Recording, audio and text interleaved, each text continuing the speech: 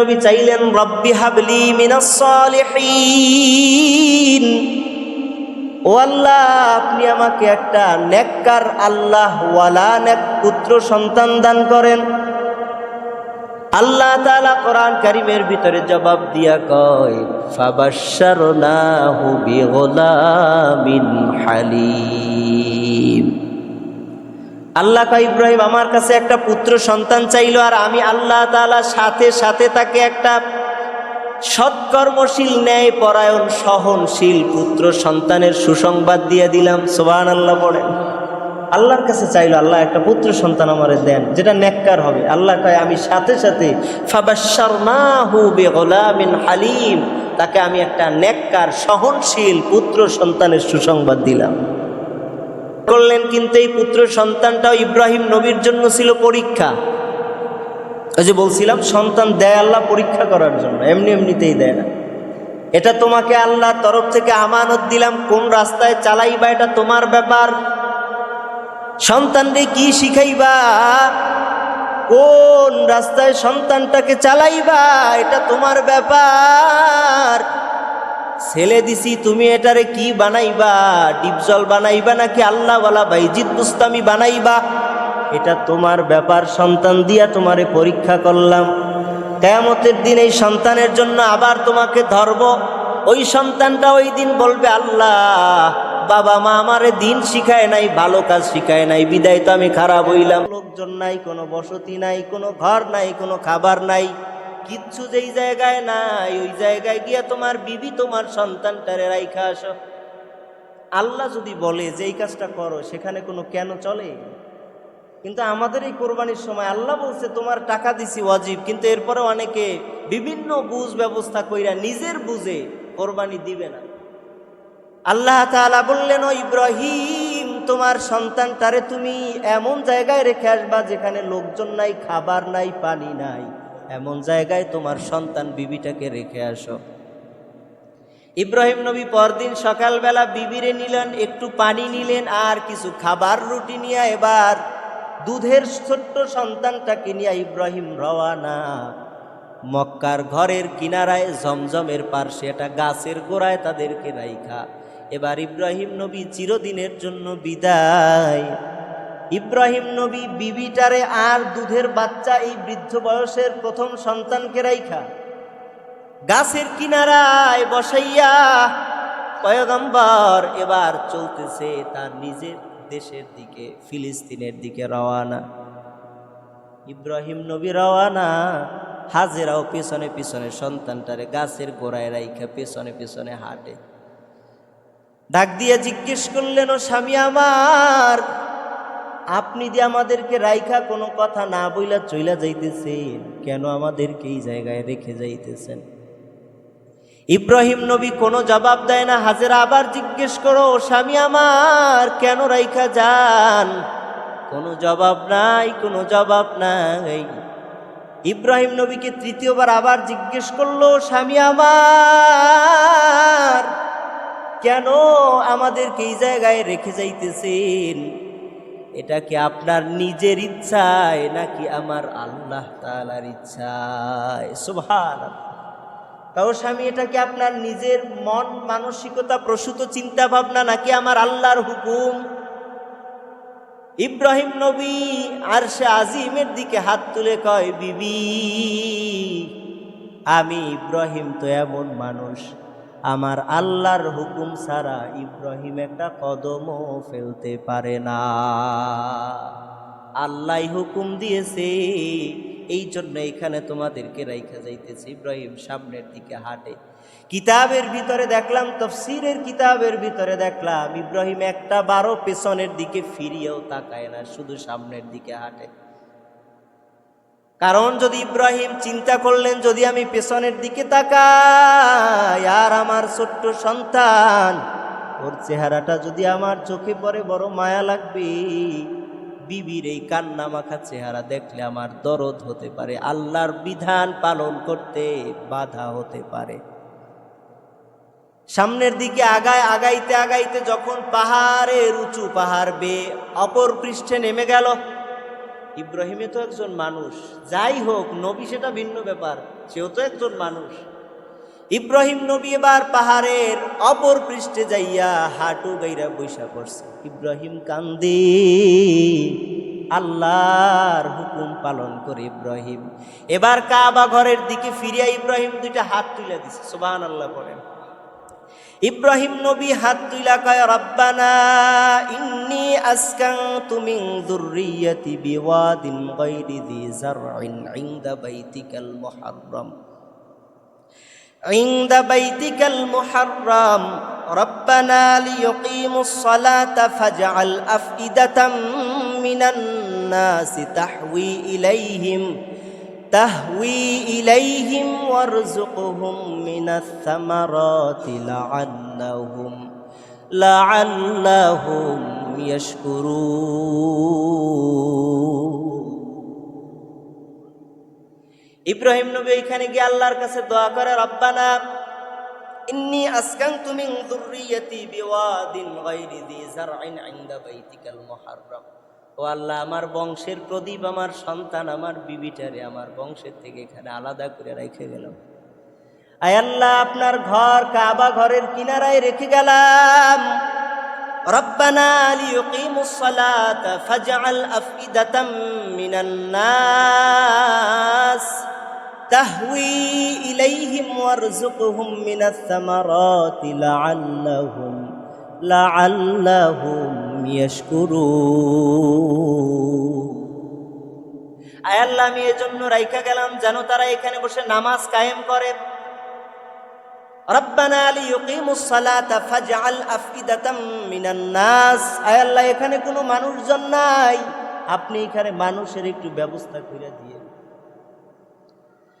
ওয়ারযুকহুম মিনাস সামারাতি লাআল্লাহুম ইয়াশকুরুন। আয় আল্লাহ, এখানে কোনো খাবার নাই, আপনি এখানে ফলের ব্যবস্থা করে দিয়েন, ওরা যেন ফলের দ্বারা রিজিক পায়।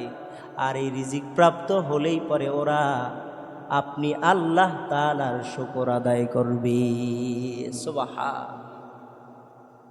তিনটা দোয়া করলেন, আল্লাহ এখানে ওদেরকে নির্জন জায়গায় রাখা যাইতেছি, এখানে ওরা যেন নামাজ কায়েম করে। 2 নাম্বার, ও আল্লাহ এখানে কোনো মানুষ নাই, আপনি মানুষের ব্যবস্থা করে দিয়েন। 3 নাম্বার, এখানে ওদের কোনো খাবার নাই, আপনি খাবারেরও ব্যবস্থা করে দিয়েন। হাজেরা আলাইহিস সালাতু ওয়াস সালাম সন্তানকে লালন পালন করবে, 2-3 দিন যাইতে না যাইতে খাবার শেষ, পানিও শেষ হয়ে গেছে। এবার চিন্তা করে, প্রচন্ড রৌদ্রের তাপ, নিচে বালির গরম, সন্তানকে কোলে নিয়ে যদি আমি বসে থাকি আর আমার কোলে বসে যদি আমার সন্তান ছটফট করে মরে যায়, এটা কোনো মা সহ্য করতে পারবে না। এরতে সন্তানটাকে কোলের থেকে মাটিতে শোয়াইয়া রাইখা এবার হাজেরা আলাইহিস সালাম সন্তানের জন্য খাবারের তালাশে পাহাড়ের দিকে দৌড় দিয়েছে। কোথাও কোনো পানি নাই, নিজেও বাঁচবো না, সন্তানও বাঁচবে না, কি করা যায়, পাগলের মতো দৌড়ায়। কিতাবের ভিতরে লিখেছে, কয় কতক্ষণ সাফা পাহাড়ে দৌড়াইয়া উপরে উঠে তাকায়, কোথাও কোনো পানি নেই। আবার মারোয়া পাহাড়ে গিয়া দৌড়ায়, কোথাও কোনো পানির সন্ধান পাওয়া যায় না। এভাবে করে 7 বার যখন দৌড়ায়, আমার আল্লাহ তাআলা আদেশ দিয়া কয়, দুনিয়ারও হাজির দল, আমার হাজেরা নিজের সন্তানকে বাঁচানোর জন্য 7টা বার চক্কর দিয়েছে, তাও হাঁটে নাই, দৌড়াইছে আমার হাজেরা। ওর হাঁটাটা আমি আল্লাহর এত পছন্দ হয়েছে, আমার এত ভালো লেগেছে। দুনিয়ায় কিয়ামত পর্যন্ত যত হাজিরা হজ করার জন্য আসবা, তোমরা সাফা মারওয়ায় যদি দৌড় দেয়াটা তোমাদের জন্য আমি আল্লাহ ওয়াজিব করে দিলাম। হাজেরা দৌড়াইছে সন্তানের জন্য, তোমরাও দৌড়াইবা, এটা তোমাদের জন্য ওয়াজিব হয়ে গেল। দৌড়াইতেছে, কান্না করে আওয়াজ দিয়া কাঁদে। এমন সময় একটা আওয়াজ পাইল, কে যেন আওয়াজ দিয়া কয়, আম্মা জান আপনি কাঁদবেন না। সুবহানাল্লাহ। আমি একটা আওয়াজ পাইলাম কিন্তু কোথাও কাউকে দেখি না। এবার আমি জিজ্ঞেস করলাম, কে তুমি, আওয়াজ দাও, আমার সামনে এসে দাঁড়াও, আমি তোমাকে দেখতে চাই। আমি তাকাইয়া দেখে আমার সন্তান রে যেই জায়গায় শোয়াইছি ওর পায়ের কিনারায় দাঁড়াইয়া আছে আল্লাহর একজন ফেরেশতা। আল্লাহর ফিরিস্তা দাঁড়াইয়া আছে আর আমারে ডাক দিয়া কয়, আম্মা জান আপনি কাঁদবেন না, আল্লাহ আপনাদেরকে ধ্বংস করে দিবে না, বরঞ্চ এই যে জিব্রাইল আলাইহিস সালাতু ওয়াস সালাম তার পা দিয়া অথবা তার পাখনা দিয়ে একটা মাটিতে আঘাত করেছে, আঘাতের সাথে সাথে ওখান থেকে পানি বের হওয়া শুরু হয়ে গেছে।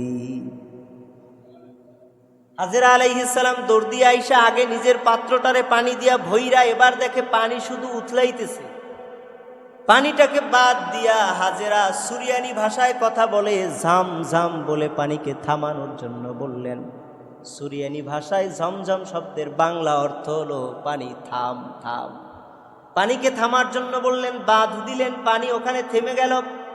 নিজেও পানি খাইল আর সন্তানের জন্য এবার নিজের স্তনে দুধ এসে গেল, ছোট্ট সন্তান। আল্লাহর রসুল হাদিসের ভিতরে বলে, ঝমঝমের পানিতে এত বরকত, এই পানিটার ভিতরে আল্লাহ খাবারের বৈশিষ্ট্য রেখেছেন। আর এই ঝমঝমের পানি যদি কেউ শেফার জন্য খায়, আল্লাহ এই পানির ভিতরে মানুষের জন্য শেফা রেখেছে। সুবহান। দুইটা গুণ ঝমঝমের পানিতে, এক ওই পানিটা খাইলে মানুষের খাবারের যে তৃষ্ণা ছিল ওটাও মিটে যায়, তৃপ্ত হয় মানুষ। দুই নাম্বার, ওই ঝমঝমের পানিটা এমন এমন এটার ভিতরে বান্দার জন্য শেফা আছে, রোগ মুক্তির জন্য এই পানি খাইলে আল্লাহ তাআলা তাকে মুক্তি করে। এই পানিটার মতো দুনিয়ায় যত বিশুদ্ধ পানি আছে, সব বিশুদ্ধ পানি যদি এক জায়গায় করা হয়, জমজমের পানির সমান কখনো হবে না। সুবহানাল্লাহ। ওই পানিটা হাজেরার জন্য এবার বরাদ্দ হয়ে গেল। পানিটাকে নিজে সুন্দরভাবে যখন বাধাই করে এবার পানির পাশে উনি বসবাস করতে লাগলেন, খাবারের একটা ব্যবস্থা হয়েছে। এবার ইব্রাহিম নবী তো দোয়া করছিলেন, আল্লাহ মানুষেরও ব্যবস্থা কইরা দিয়েন। জুরহুম গোত্রের লোকেরা পাহাড়ের অপর পৃষ্ঠ দিয়ে যাইতেছে, হঠাৎ তাদেরও পানি শেষ হয়ে গেছে। কোথায় পানি পাওয়া যায়? 1000 মাইলের ভিতরেও পানি নাই, পথও আমরা ভুলে গিয়েছি, কোন দিকে যাব। হঠাৎ দেখে ওই ঝমঝম কুমের উপরে ওই জায়গায় বরাবর পাখির কিচিরমিচির আওয়াজ, পাখি উঠতেছে। ওই লোকেরা আরবের লোক তো, ওরাও বুঝতে পেরেছে যে যেই জায়গায় পাখির কিচির মিচির আওয়াজ পাওয়া যায় ওই জায়গায় পানি থাকতে পারে। ওরা দৌড়াইয়া পানির কাছে গিয়া দেখে পানি আছে। কিতাবের ভিতরে দেখলাম, একটা বয়ান করে আমি বুঝাইতে হয়তো পারবো না, যখন পড়েছি দিল মানানো যায় না। এমন ভাবে তাকাইয়া দেখলেন, ওই গোত্রের লোকেরা তাকাইয়া দেখে ওই জায়গায় কূপের কিনারায় জান্নাতি এক রমণী বসা, আর তার কোলের ভিতরে জান্নাতি চেহারার একটা যুবক, ছোট্ট সন্তান কোলে শিশু নিয়ে বসে আছে। মনে দেখলেই মনে হয় যেন এরা জান্নাতি, এই জায়গায় বসবাসের জন্য না। ওরা জিজ্ঞেস করলো, আমরা কি এখান থেকে পানি নিতে পারি? কয় নিতে পারবা। কয় আমরা কি এই জায়গায় থাকতে পারবো? পথ যেহেতু আউলেই গেছে, এখানে কি থাকা যাবে? কয় থাকতে পারবাও, তাতেও অসুবিধা নাই, তবে এই কূপের মালিক কিন্তু আমিই থাকবো, তোমরা এর দখল নিতে পারবা না। এই শর্তে যদি রাজি হও এখানে বসবাস করতে পারো, কোনো অসুবিধা নেই, থাকেন আপনারা। ওরা ওখানে থাকা শুরু করলো। ওই ঝমঝমের পানি দিয়া ওরা চাষাবাদ শুরু করলো, ফল গাছ হইল, গাছ থেকে ফলও শুরু হইল। এখন মোটামুটি একটা জনপদ হয়ে গেছে। আল্লাহ পাক রব্বুল আলামিনের পরীক্ষা এখনো শেষ হয়ে যায় নাই। আল্লাহর পরীক্ষা তো থামে নাই, পরীক্ষা তো চলতেছে। 13 বছর অতিক্রম হয়ে গেছে, ইব্রাহিমের কোনো খবর নাই। ওরা ওখানে জনপদ গড়ে নিয়েছে। টোটাল জনপদের এবার একচ্ছত্র নেত্রী হলো, সাইয়েদা হলো হজরতে হাজেরা আলাইহিস সালাম। তিনি হলেন সাইয়েদা গোত্রের। লোকেরাও বসবাস করলো। ইব্রাহিম নবীকে আল্লাহ তাআলা হঠাৎ করে স্বপ্ন দেখাইলেন। ফালাম্মা বালাগা মাআহুস সা'য়া ক্বালা ইয়া বুনাইয়া ইন্নী আরা ফিল মানামি আন্নী আযবাহুকা ফানজুর মাযা তারা।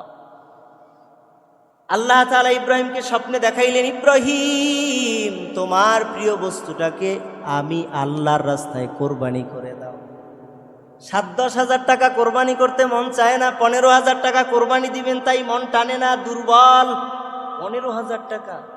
আল্লাহ ইব্রাহিমকে স্বপ্নে দেখায়, ইব্রাহিম তুমি তোমার প্রিয় বস্তুটাকে আমি আল্লাহর রাস্তায় কোরবানি করে দাও। ইব্রাহিম নবীর বুঝতে বাকি নাই যে আমার প্রিয় বস্তু তো আমার সন্তান ইসমাইল ছাড়া জমিনে আর কিছু হতে পারে না। ইব্রাহিম নবী সকালবেলা দৌড়, সন্তানকে কোরবানি করার জন্য ফিলিস্তিন থেকে এবার মক্কার দিকে রওয়ানা।